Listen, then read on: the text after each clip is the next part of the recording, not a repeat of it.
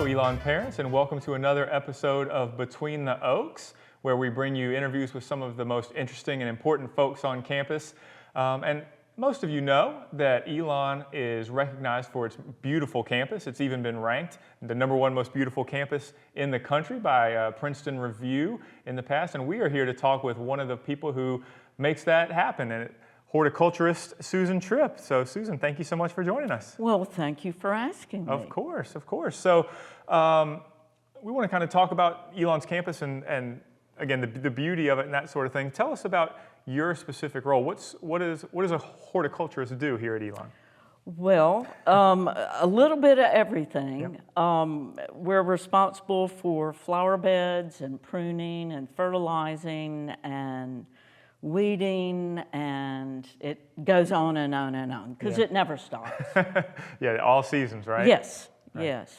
And so all the decisions that are made, like are you or someone in your role, are you just doing the work, or are you making decisions about what flowers are going where, or what trees come down and that sort of thing? How do those decisions get made? Actually, we have an arbor staff. We have 2 arborists, so they deal with tree concerns. Okay. And we have Cindy Gula is our garden designer. She's on our staff full-time, and so they make those kind of decisions. But one thing that is fun is that I get to give Cindy ideas of plants that I would think it would be interesting and work well in an area. So she does, even though she's the designer, she allows me to give advice about, I think one of those blah blahs would look really good over here. Gotcha. So, and I did a little bit of research. You've been here 11 years, is that right? It'll be 12 in August. Awesome. So what did you do before you got here? Like how did you get into this current role that you're in now? Well, I've been in this kind of work for about 30 years now. Oh, wow. Okay. And I've worked in 3 public gardens and 3 botanical gardens before I came here to Elon. And so when I came here 12 years ago, I was like, okay, this is it. Until retirement, this is it. I'm going to stay here because I had worked at 2 previous college campuses in my early career. Gotcha. Very cool. So now I'm here and a little bit slower, but I get it done. Absolutely. I get it done. And you mentioned a botanical garden. So our campus is a botanical garden, Well, correct? we do have that certification. So what does that mean? Well, it means that we have a lot of different types of plants and different cultivars, and it's not like I used to work for the New York Botanical Garden in Bronx in New York City, and that was a botanical garden that did research. So that's all that was. Right. So in our circumstance, it's displaying as many interesting plants as we can. We're not doing research. That's not what we do. But when we're planning for foundations of new buildings, we try and have a variety of plants. And we try and label as many plants as we can. And we have a hosta garden, which is a collection of different hostas.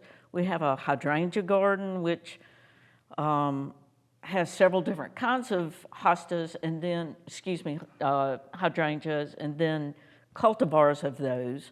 So we've got a lot of different plants, and we have a new shade garden beside the Mooney building.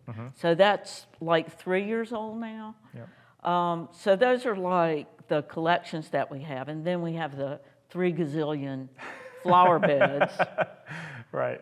It feels that way, doesn't it? I may be a little sarcastic with it because they're so mammoth. Right.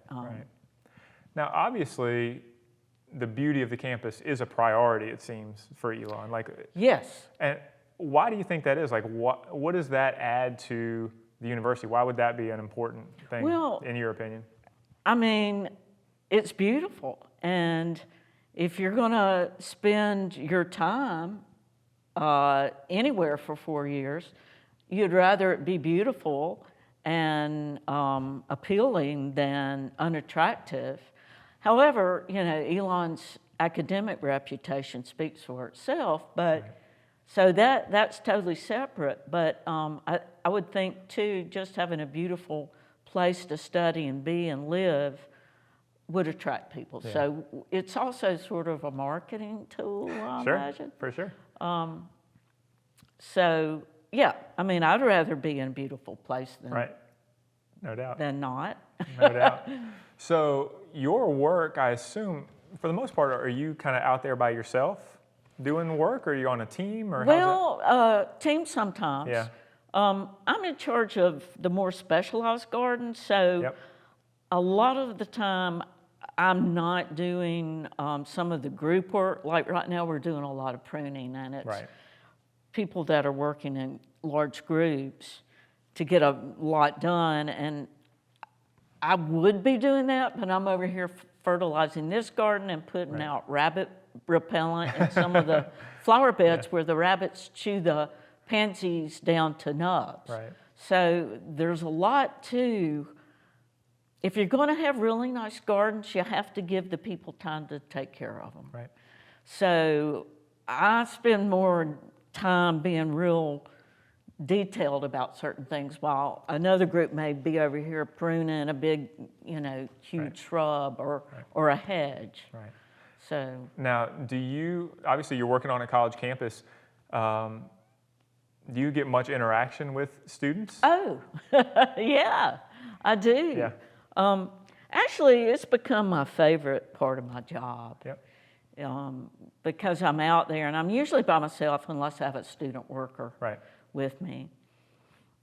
And I live with a dog. I have a little rescue. And so it's like once I get home, I'm pretty much nonverbal until I come back the next day. And so it's real important for me to interact with people in my daily adventure. So I'm always talking to people, and I'm always sort of in your face sometimes. If you have your earplugs in and you won't look at me, I'll let you know that I'm here. I'm like, wake up. No, that's you know. So yes, I chat a lot all day long. That's good. That's good. And you're also a member of the Staff Advisory Council. I saw. What is that? Tell our parents like what that is. They may not have heard of that before. Well, we're the liaison between the staff and the administration. And so when I'm trying to think how many people are on our council. Let's say we have 12, and we're from various parts of campus. So people take their concerns to us if they're not happy with something or they're concerned about something, and then we can bring it to the council, and then it goes to upper management and HR, and then above that if it gets that far. But it's just being heard. You know, it's just saying, hey, you know, we don't like blah, blah, blah, blah. You know, it's too hard. Or, you know, let's do something else. Good. It's good to have that connection with it is, for sure. Even if nothing changes about certain things, the fact that you voiced it and made it, used your voice, you've been heard, makes you feel better. For sure. So where else have you lived? And you said you worked at the Bronx, and now here in North Carolina. Where else have you lived? I went to gardening school in Pennsylvania, Kennett Square, Pennsylvania, and it's near Philadelphia, and at this big public garden called Longwood Gardens. And so I was there for 2 years, and then I moved to New York City and lived there for 6 years, and then moved back to North Carolina and worked at the Daniel Stowe Botanical Garden. So those are my 3 like major gardens I worked in.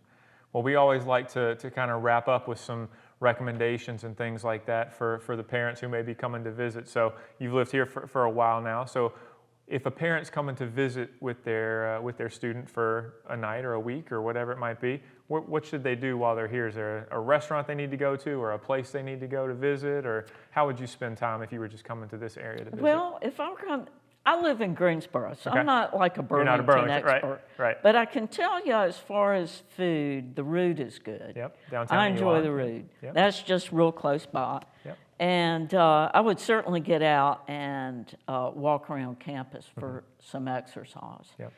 And of course, there's a gazillion sports events going on too. There's always something here to do. On campus, yep. Especially on the weekends. Yep. Yeah, so there's plenty to do. Yep. But your student will certainly be studying as well, so you don't have to worry about too much to do. Right, for sure. Well, hopefully when everybody comes to visit, they'll check out the beauty of our campus, and maybe if you're out working, they can stop by and say hello. Yeah. And tell you that they saw your video. So Perfect. Well, thank you so much for joining us today. Thank you. Absolutely. And this will be our last episode of the school year, so we will look forward to seeing you again in the fall with the next season of Between the Oaks. Thank you.